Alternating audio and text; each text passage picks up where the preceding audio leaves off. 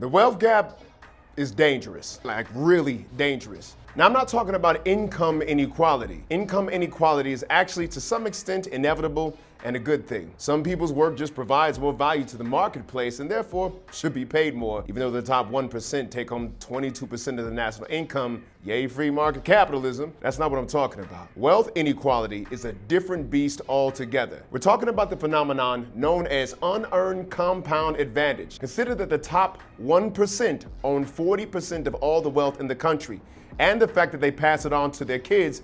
The problem becomes clear. This is the very opposite of a capitalist work ethic. You didn't earn it.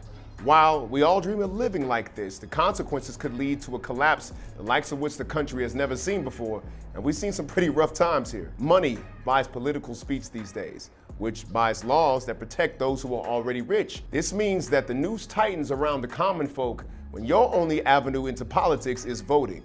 And these changing laws mean that banks eventually could get deregulated and you lose the legal power to fight corruption and ultimately have to take what's given to you in terms of the wages that they set for you to live on. Notice, everything's more expensive, but wages have been pretty stagnant since the 80s. Thanks, Ronald Reagan, for busting up the unions. The trend is undeniable and is especially hazardous to people of color. Don't believe me?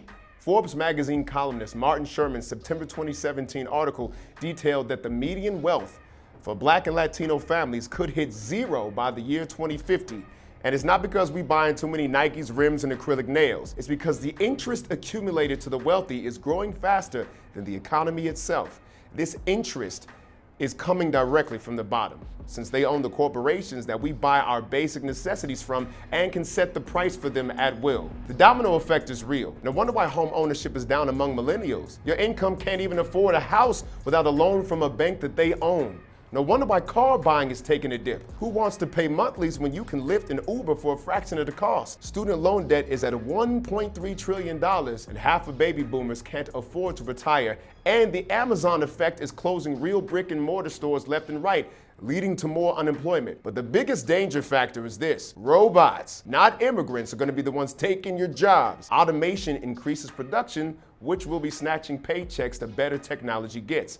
ATMs and automatic checkout machines are already here, and this is just the beginning.